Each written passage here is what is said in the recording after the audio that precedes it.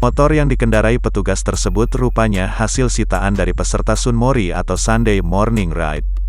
Di akhir pekan kemarin, sejumlah pemilik motor sport menggelar Sunmori. Aksi Sunmori malah berujung penyitaan oleh polisi. Seperti video yang diunggah akun Instagram @indo110u_it.